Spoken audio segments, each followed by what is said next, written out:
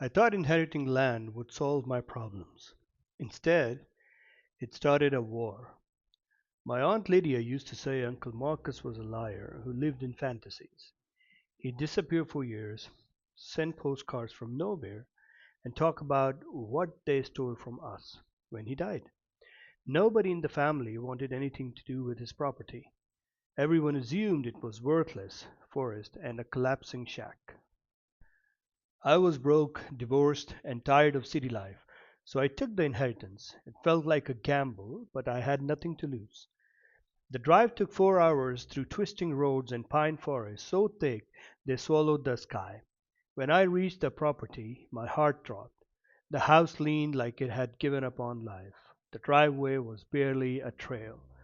A rusted mailbox hung crooked, my last name barely readable, but the land was massive. Trees stretching in every direction, rolling hills, a creek cutting through the valley. It felt powerful, quiet, untouched. Inside the house, dust coated everything. A couch with spring poking out, a kitchen that smelled like mold and old smoke. In the bedroom, I found a metal filling cabinet bolted into the floor. It took me an hour to pry it open. Inside were maps, thick legal documents, survey drawings rolled into tubes, handwritten notes stacked in neat bundles. One map stopped me cold. A luxury subdivision was drawn across the middle of the property in bright ink, labeled Silver Crest Hills. I zoomed in on the county parcel overlays using my phone. The lines matched. The entire gated neighborhood sat on my land. I felt dizzy. 3 days later, I heard a car engine that sounded too smooth for dirt roads. A black Range Rover rode up, tires crunching gravel like it hated touching dirt. A woman stepped out wearing a tailored brazier, sunglasses and heels that definitely weren't meant for mud. She walked up like she owned the place. "You must be Nathan Reed," she said, tapping her phone like she was recording. "That's me. I'm Felicia Harper, president of the Silver Crest Hills HOA." Her voice was sweet, but sharp enough to cut glass. "I'm here regarding this structure." She looked at the house like it offended her personally. "It violates county appearance standards and threatens the value of our community." "Our community?" I laughed. "You're miles away." She tilted her head and smiled politely. "Not anymore. Development expanded. Your property borders are northern ridge. Residents can see this eyesore from their second-story windows." She handed me papers, official, stamped, threatening. "You have 30 days to demolish the house. If not, the HOA will petition the county to condemn it and bill you for removal." I stared at her. "You can't just—" "We can." Her smile widened. "And we do." She got back into the Range Rover and disappeared down the road like a queen leaving a peasant village. That night I sat at the old kitchen table staring at Uncle Marcus's papers. His handwriting covered margins with notes like "they moved the boundary markers" and "county records altered 2003." He wasn't crazy. He was ignored. I hired a surveyor the next week. 2 days later, bright orange stakes lined the forest. Silver Crest Hills was entirely inside my boundary. Every house, every road, every pool. I owned the ground beneath their lives. I should have been happy. Instead, I feel sick. A week later, county code enforcement showed up. A guy named Ron, sweating through his shirt, clipboard trembling in his hand, handing me a stack of violation notices. Electrical, septic, roof, driveway, total fines $52,300. I didn't even bother asking who filed them. I knew. So I started documenting everything else at Silver Crest Hills: illegal retaining walls, drainage dumping into the creek, unpermitted generators, fences blocking easements, a private golf cart bridge built over a protected wetland. I filed every complaint. 3 days later, Ron returned looking 10 years older. "Listen, man," he whispered, glancing around like someone was watching. Can we just reset this? Your house is fine. Paperwork error. These things happen. Funny, I said. They never happen to people with money. He nodded and left. Felicia Harper showed up again 2 days later, this time with a man in a tailored suit. "This is Mr. Grant Holloway, our legal counsel," she said, not even shaking my hand. "We need to discuss an infrastructure matter." Grant unfolded documents like a magician pulling scarves from his sleeves. "Our primary sewer and fiber lines run through your land.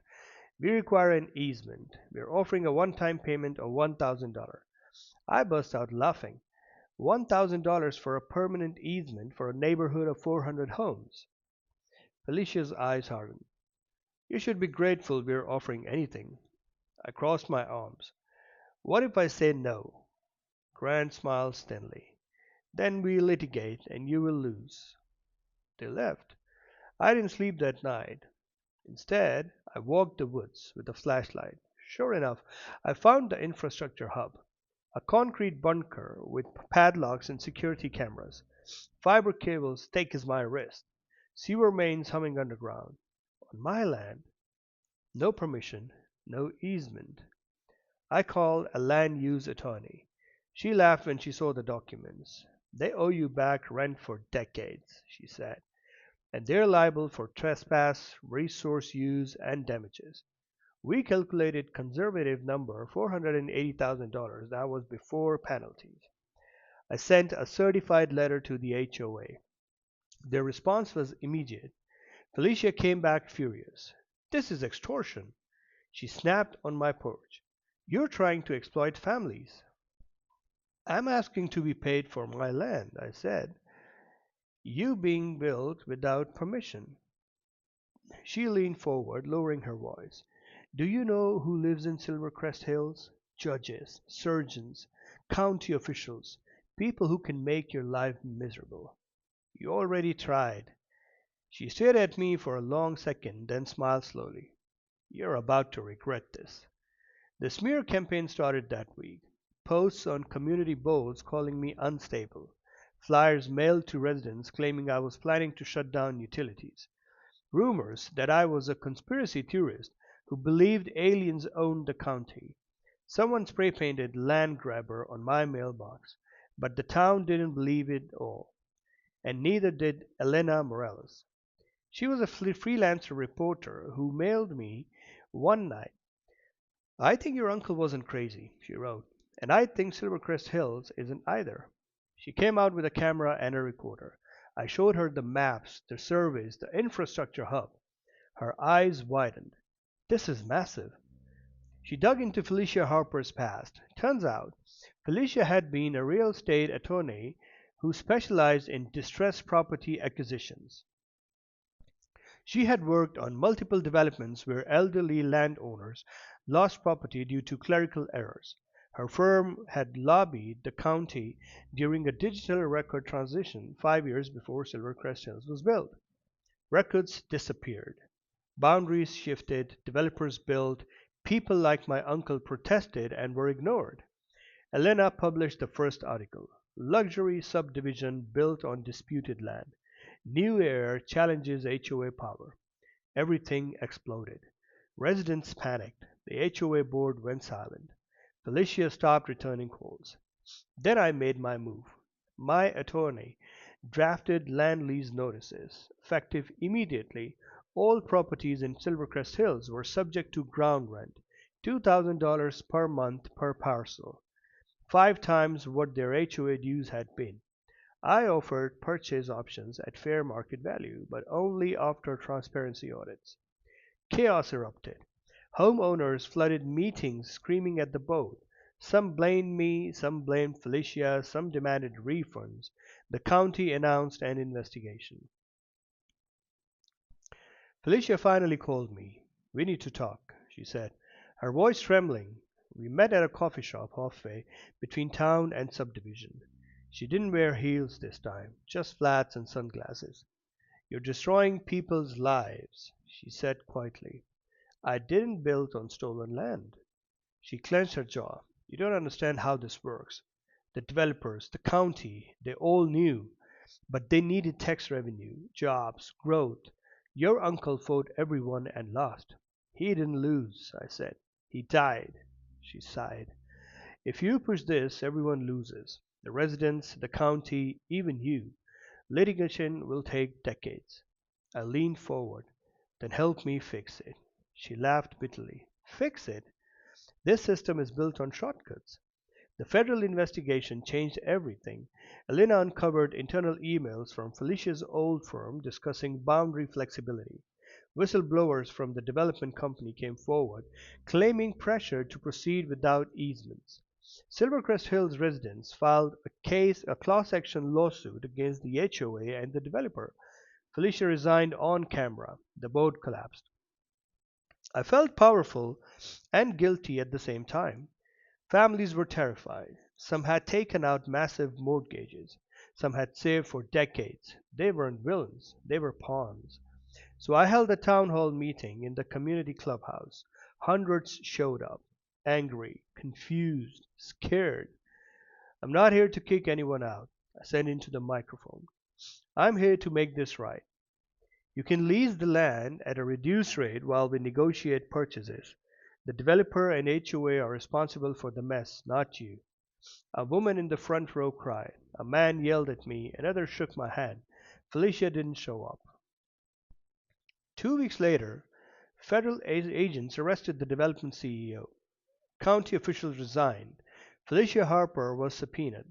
Her testimony was brutal. She admitted to lobbying for boundary changes. She admitted to pushing development despite unresolved ownership. She claimed she thought the land was abandoned. The judge didn't buy it. In the end, the developer's assets were seized. A fund was created to help residents buy the land from me at reduced cost. My attorney negotiated payments that were fair and manageable. I made money. Not billionaire money, but enough to fix the cabin, clear my debts, and secure my future. More importantly, people kept their homes. Felicia Harper disappeared from public life. One evening I sat on the rebuilt porch of the cabin, watching the sun dip behind the trees. The land felt different now, quieter, lighter. Uncle Marcus's notes sat in a frame on the wall. They will take what you don't defend. He was right. But sometimes defending what's yours means making sure others aren't destroyed in the process. The land didn't care who owned it, but it remembered everything. And this time, someone finally listened.